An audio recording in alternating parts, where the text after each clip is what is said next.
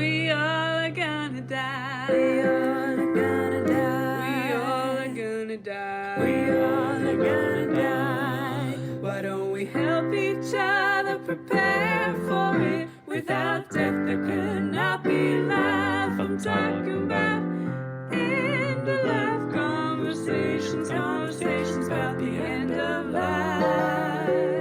Death and dying, grief and loss, conversations about the end of life. It was always the stigma that senior living was the place where chefs fade away. It's like you just go to retire or die. But I wish I had gotten into it sooner. I wish I had had the mindset to understand how crucial and important it is, because all of my value is right here. It's in the 75, 80 people that I take care of 3 times a day. And that means more to me than all the signed baseballs in the world. Welcome to this episode of End of Life Conversations. I'm Reverend Wakil David Matthews. And I'm the Reverend Mother Ana Luisa Armendariz. In this podcast, we share people's experiences with death and dying, grief and loss, and the end of life. We really enjoy all of our excellent and insightful guests. They generously tell their stories with compassion and wisdom. We also want to thank Wakil and Wendy's children and partners for that wonderful introductory song. Okay, let's get started. Welcome, everybody. We are so happy today to be joined by my good friend, Chef Dave Dekker. Yes, we always call him Chef. I've known Dave for many years as a treasured member of my men's group. There have been many times when he's really impressed me with his compassion and care for the residents he works with at a local senior living facility. He's an institutional chef, and an institutional chef could simply create efficient meals for large groups and be done with it. But that's not the way Chef Dave handles things. He takes a personal and compassionate interest in his elder care family. He spends time visiting with them, asks for their feedback, and creates magnificent gourmet meals and snacks, some of which he's actually shared with us. I love that. Chef Dave has 43 years of experience in the culinary arts, including work at casinos in Las Vegas and Lake Tahoe, resorts on the Big Island of Hawaii, and in sports entertainment. He has worked for many prominent organizations that we'll all recognize, including the LA Lakers, LA Kings, the Clippers, LA Angels, the Seattle Mariners, the Grammy Awards, the Kentucky Derby, the US Open, and significant events. As noted, he has been working in senior living for the last 5 years. He considers himself a culinary caregiver. Dave has traveled to 7 countries and lived in 9 states, and he's a father to 5 children, 2 boys and 3 girls. Thank you, Dave, for showing up and being here with us today. Thank you. Appreciate the time. Well, we like to always get a feel for our guests by asking them when they first became aware of death. Oh, well, I think the first awareness I had of death was probably when my grandfather passed. This was back in the mid-'80s or late 80s. Late 80s, early 90s, I think, yeah. I mean, I'd always been aware of death. And when I was in right after I graduated high school, a friend of mine was killed in a car accident, and it's tough to process when you're, especially for me, because when I was, 19 years old and, spent a lot of time doing what 19-year-olds do, getting high and partying and stuff like that, so it's just like, when you're that age, it's like death. What's death? What are you talking about? I'm immortal, look at what I can do. And so, but I think the first time it truly hit me was when my grandfather had passed, and he had a series of strokes. And it's the one thing when I share my experience with people, I always tell them, I say, you can spend a lifetime preparing for someone you love to pass on, and the minute they do, all that preparedness goes out the window. It's like you never even tried, because the grief hits you so hard, and it's just, it's something that's so familiar to us in this world, but so foreign to us when it happens so close, I guess. That's how I feel Mhm. about it. So, but yeah, I would say when Hmm. my grandfather, he was my maternal grandfather, and that was the one grandparent I was closest to, him and his wife, my grandmother. I was close with them. In fact, when my grandmother eventually passed, I was living in Las Vegas and she was living with my mother there. I was the one going to hospice to see her every day. And when I got the call that she had passed, I was, 5 minutes away from the hospice center. So I was the first one in the family to go see her body. So that's my first initial experience with a death close to home. Hmm. Hmm. Mhm. So Yeah. And Yeah. you're right. You can prepare for the loss of your loved one, and it's still going to be surprising. Yeah. You're just going to Right. still be yeah, shocked that they're gone. Hmm. So after that initial, I guess, awareness after in you're 19 and you lose your grandfather. Was it grandfather? It's grandfather, right? Your my maternal grandfather, grandfather? and I lost him when I was probably in my 30s. Yeah, I was Okay. in my early 30s, very early 30s when he S- passed. The friend I lost was when I was about 19. Okay. I was your friend. But after that, like, beginning of that timeline, how did death impact the story of your life? What did it bring into your awareness? And it's going to sound really strange, or maybe even selfish. I don't think that it really had a serious impact on me to the point where, like, it was down in my core, like, oh my God, Mhm. life is short. Hmm. What am I doing? It didn't really hit me until my mother passed from MS 6 years ago, Hmm. Mm, and that that was something because she was and this is where I pardon me if I get on a soapbox about how we treat the elderly.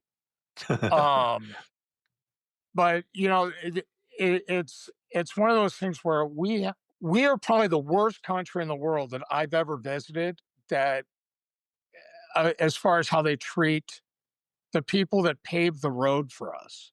Yeah. mhm. We profit in this country off of the sick and the vulnerable.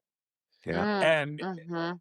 and when I got into senior living, and I saw this before I got into senior living, my mother we had to move her out of her home because of the MS.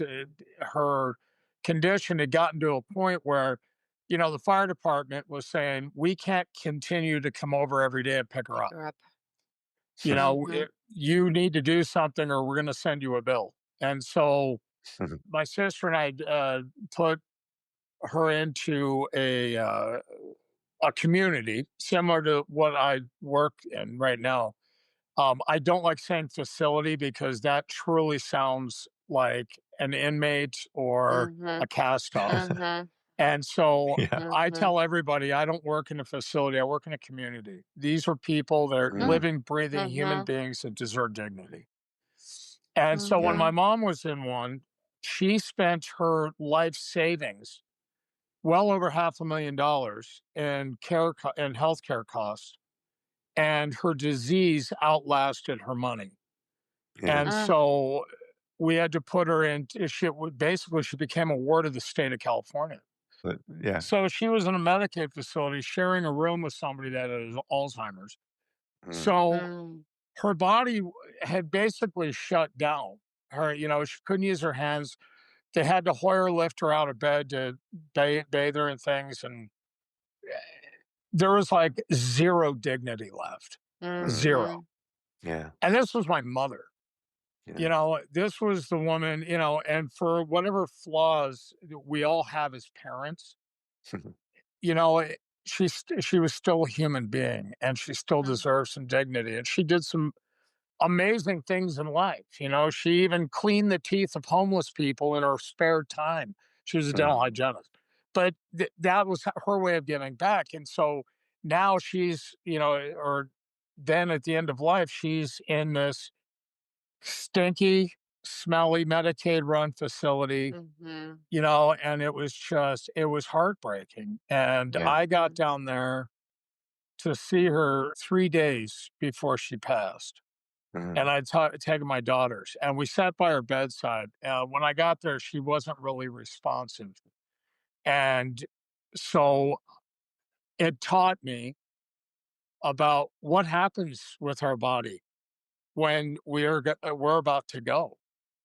Mhm. And I just witnessed the exact same thing. Talk about a trigger event.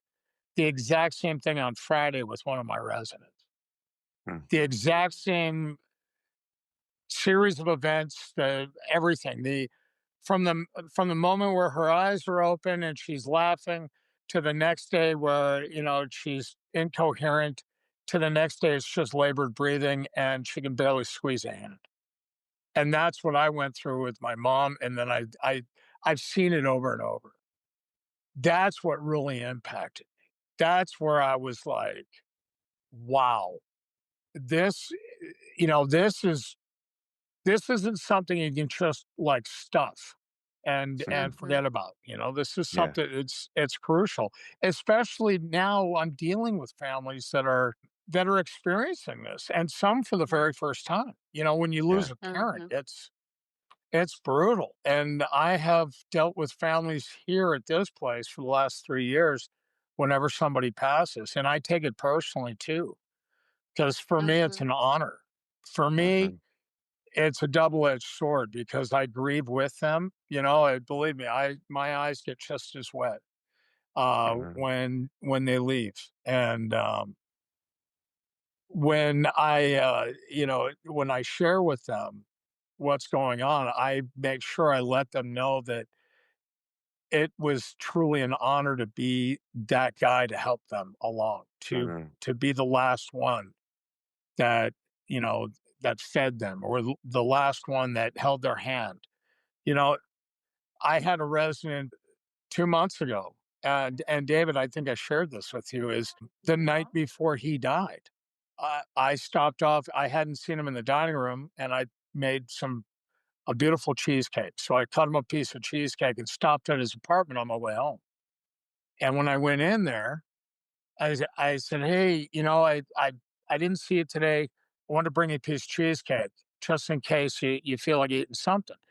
And he invited Mhm. me to sit down. He said, "Why don't you hang out for a minute?" And I sat with him for damn near 45 minutes. And we talked about our history together because he was one of my biggest critics, my arch nemesis for in the first. Oh my God, the guy was always on my crap about, Uh, everything's cold except for the iced tea, or something, there's always something. Why can't my waffle be hot? And we developed a friendship and we became close. And in fact, I was involved with a woman. Unfortunately, we separated recently, but her son had committed suicide a year ago, and she and I were in the living room with the phone while all this was going on, and I shared that with him. And his son had been killed at the age of 30 by a gunshot, and Oh. so he was able to share his grief with my then girlfriend and help her with mhm. her process. Mhm. And Mhm. and I'm party to all those, and so Yeah. Mhm. so I sit with him and we're going over our history together. And I told him, I said, "Well, listen, I'm opening up in the morning. I'll be back first thing at around 5:30. I'll come by and bring you some strawberries or something in the morning." He didn't make it. And Mhm. I walked into his apartment and he was slumped over. He had passed while sitting up watching TV. Mhm. Mhm. And so I moved his body and repositioned him so that way when his family came, it Mhm. wasn't weird or Mhm. awkward or upsetting. Uh-huh. It was like he looked like he was at peace. So Mhm. Mhm. these are things that, and it's the first time I had to touch a dead body in terms of moving was when I first started working here. And the medical examiner, the coroner only sent one person for a pickup, and the guy was 6'3", Hmm. and so I had to help lift him and put him on a gurney and all that. So all this experience has Mhm. just put me in a whole different mindset, Yeah. Mhm. Yeah. and for those people, and for any of you out there listening, well, I'll just put it like that. For anybody listening to this that thinks that when our lights go out, that they stay out, they're sadly mistaken. They Mhm. are so mistaken because I have not only do I photographic evidence of my own mother showing up on film, but I just know that there's more to the story once we pass Mhm. from this earth for whatever reason, if it's a karmic thing or if it's practice to get us to a better plane, whatever it is, there's more when we're done here. Yeah, for We're Mhm. not sure. Mhm. finished.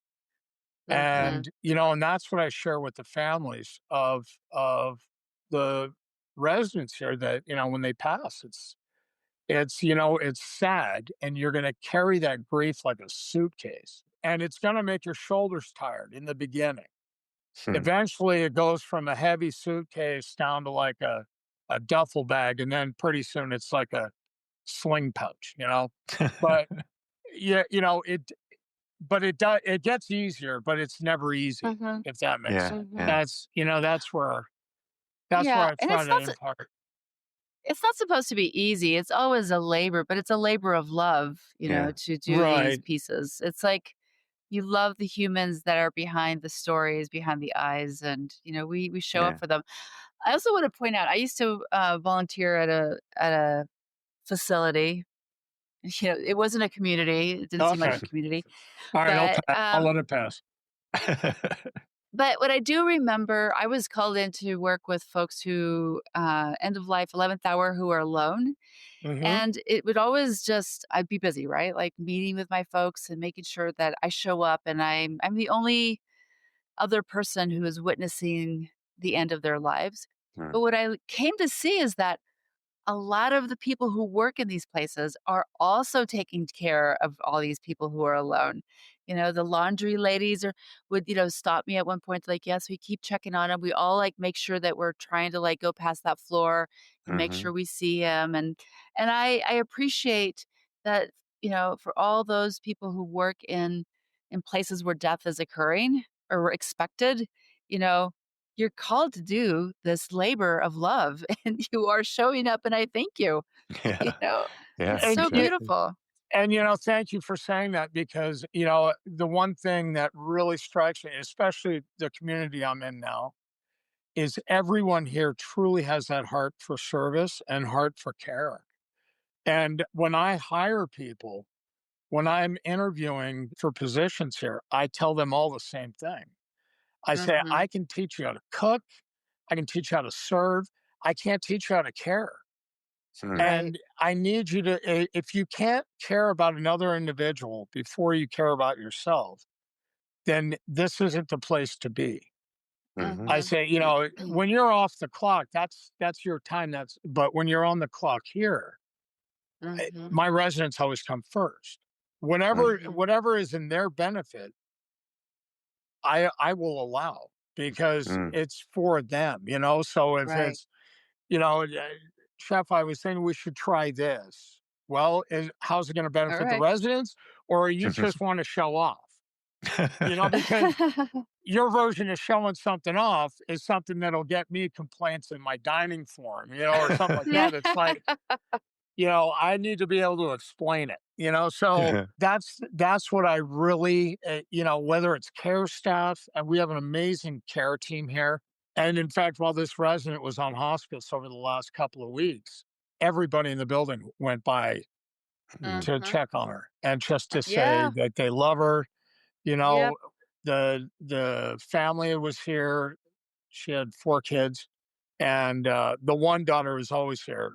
And she and I talked a lot. And she was sitting right by her bed when she took her last breath. Hmm. And Mhm. and I held her. she just bawled into my shoulder, and I couldn't help but get weepy. But I'm just Mhm. like, I get it. That's Yeah. why Yeah. we're here. We're doing God's work. Yeah, That's what we absolutely. do. It's God's work. I know everybody has their way of doing something nice for somebody else, but I would encourage anybody to go and spend some time at just visit a community someday. Mhm. Hmm. Just Hmm. go and visit, or Yeah. drop off some cookies or something. Mhm. Just something, Mhm. because I mean, what I do here is kind of unique in the industry, in the terms of like, not a I not every community in the country. I'll just broad stroking it, because I know that there's individuals out there that care like I do. I'm not saying there isn't anybody else, but what I'm saying is, more often than not, what you find are the kitchen managers, I'll say, that run a dining program.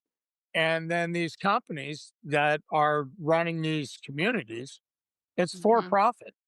Yeah.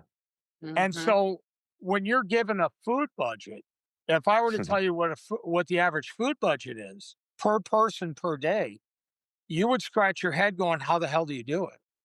Yeah. It's how is that even possible? Mhm. And it is possible. But what I did was, rather than going the easy way and buying processed foods and frozen lasagnas and pre-seasoned, pre-cooked chicken and all that stuff, I do everything from scratch here, so including the desserts. So uh, you know my residents, when they get cookies, it's not Otis Spunkmeyer. Mhm. I have Mhm. flour, butter, and sugar, and vanilla, and Mhm. chocolate chip. I Mhm. make it.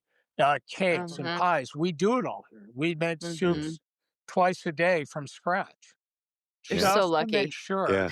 Just to make.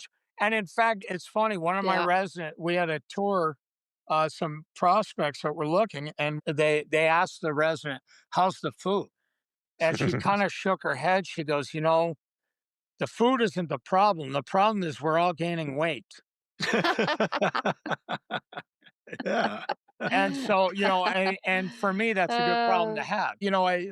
I take my time to educate them, but again, that's not every community. A lot of the communities right. have people that are just in charge of monitoring the systems, as opposed to creating a better way, Mhm. or looking at ways on how to make your community thrive. I always tell my residents, I'm not here to make you live longer. I'm just here to make you feel good while you're still here. Mhm. Right. That's Yeah. it, it's all about making sure that you're comfortable, making sure that you're thriving the best way you can. But, I mean, you look at the health issues in this country. Mm. I deal with people that have gout, and people that have diabetes, people that have sodium issues, people that have Mhm. all kinds of health issues because of lifestyle. Yeah. It's a lot of it, 9 times out of 10, it's lifestyle. And when you think about, the diet of, the boomers, we were all raised on TV dinners and processed foods and all kinds of stuff. And that's our comfort food.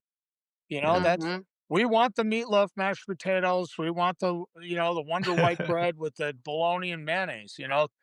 That's what we were raised on. So it's our food. It's in our food DNA. It's in our memory. Yeah. Yeah. And I think that the next generation, that's going to shift, because now there's more of an awareness about Hmm. Mhm. what we're eating, Yeah. and Nutrition.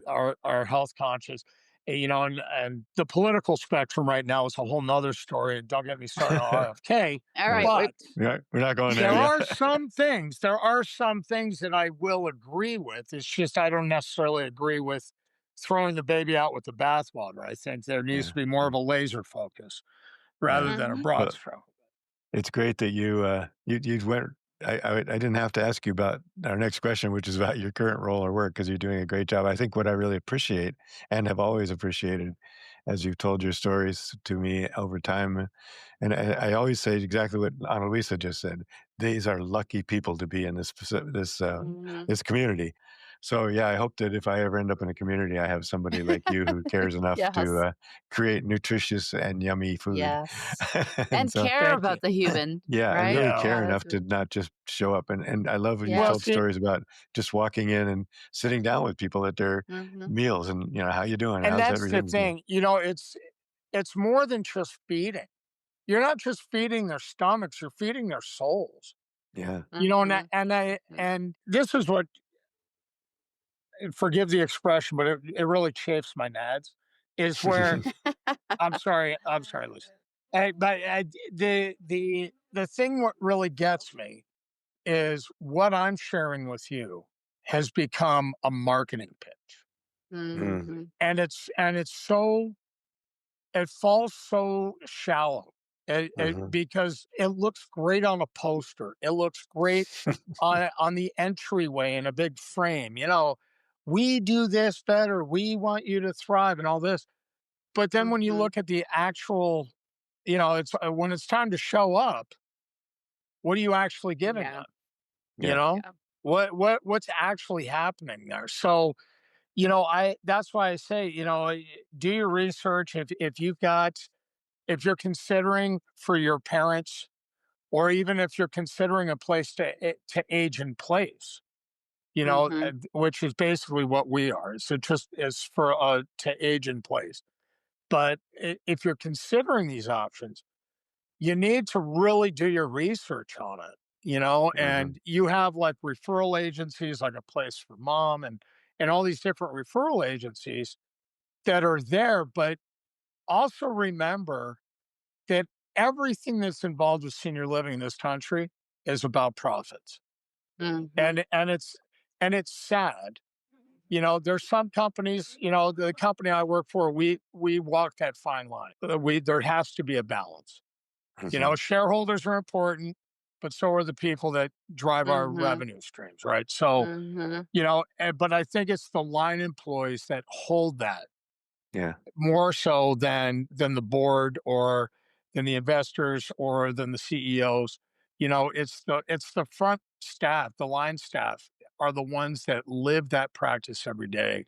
And those are the ones that should be celebrated. Yeah. Those are the Yeah. people, the care staff in my building, even the housekeepers. They're amazing human beings. Yeah. And when Mhm. you think about what goes on in a community like this, it's you're cleaning up after people, and it's a nasty job. When somebody soils himself, or I've had things happen in the dining room. That is, and it's a matter of dignity. Yeah. It's Mhm. maintaining their dignity, because how embarrassing that must be for them. How Yeah. Mhm. how hard it is, when you realize that. I watched my mother go when she couldn't use her legs anymore, and she Mhm. was so damn stubborn. That that's why she kept hitting the floor. She would fail to accept the fact that her body was on decline. Yeah. Mhm. Yeah. So it makes it hard, but that's why we're here. Hmm. Yep. We're Yeah. here to get Yeah. them through Thank it. you. Appreciate you much. Yeah. Yeah. How do you keep yourself resourced when you go? I mean, yourself. Do you have a way that you can like go outside and take a breath, or do some meditation, or I anything do like I that do that a lot of helps? forest bathing. Oh yeah. Mhm. Mhm. Yeah. So, just to give an example, last weekend, or this past weekend, on Saturday, I just got in the car, and just drove. Hmm. I drove around. But the weekend prior to that, I was having a rough one, and I ended up on Saturday, I went across the Sound. Hmm. And where we live here in Washington, I call it God's country. It's expensive. You get what you pay for, though. The 3 months or 4 months out of the year, when they turn the water off in July, and then we don't see rain again until late September, October, that makes it worthwhile living up here. And because it's not houses and concrete like when I lived in California, that's all it was. Up here you can get out. I drove up to Index, and did some four-wheel driving, and I just sat in a river and Hmm. just was still.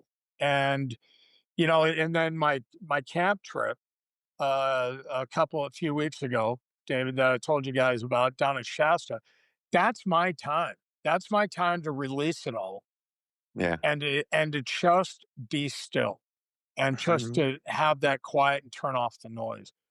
Yep. You know, That's it's our it's that's it's our best challenging. answer. Our number one Yeah. answer for taking care of Mhm. ourselves, getting into the forest. Yeah. Just Yes. get out there and feel it and ground Yeah. Mhm. and I call it listening to the voice of God. When you hear Mhm. the wind through the trees, when you hear Mhm. the rushing rivers hitting the rocks and all that, that is truly the voice of God. Mhm. Mhm. Mhm. And that sounds better than anything from a TV or conversations from Yeah. across the Yeah. room. It's just Yeah. Yeah. it's peaceful. So, Thank you. Yes. Yeah. Agreed. So, Dave, what frightens you about the end of life?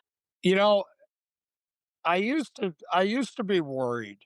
I'm not scared to die anymore. I'm not because of my faith, I think. What I've witnessed, what I've seen, I'm comfortable with it, and I've lived a really strange and wonderful life. I mean, the experiences I've had, the people I've met, the things that I've done, and to be honest with you, I look back at some of the incidents in my life, and there's no real good reason that I should be alive today, but I am. And so the only conclusion I can come to is I'm alive today to be doing what I'm doing now. That's Mhm. Right. Mhm. everything I did my entire life led me to this moment. And Yeah. that's how Mhm. I look at it. And so if I have any fears or concerns about my end of life, it would be for my kids. Mhm. Mhm. It would be that fear of how it will affect them. Sure. What are they gonna process? What are they gonna remember? What's gonna stand out to them when they say their last goodbye to me? When I Mhm. finally check out, how is it gonna impact them? Yeah. Yeah. And how are they gonna process that kind of grief? Yep. I know what I went through with my own mother, and fortunately, my daughters were with me when my mother passed. So that was Mhm. their impact. That was their closest impact. And so now, that's my concern now is, Yeah. Make sure. Yeah. what's going to happen with that, Yep. Yeah. That's why we talk so especially the much. world that I'm leaving behind. I'm really Mhm. scared for that. Yeah. Mhm. Yeah. That's Mhm. why we have this. One of the reasons we do this is people can have these conversations with each other and with their families Yeah. and Yes. make this so important. Well, Mhm. thank you. We've gotten toward the end of their time, but you have this quote. Do you want to read it, or do you want us to? I guess you told us you couldn't find it, so I guess we'll read it. Okay, let's do it. The meaning of life is to find your gift. The purpose of life is to give it away. I remember that now. By Pablo Picasso. Yeah, That's right. yeah. I The came meaning of life. across that. I came across that quote and it struck me because my personal journey, I was an arrogant, selfish bastard for most of my life.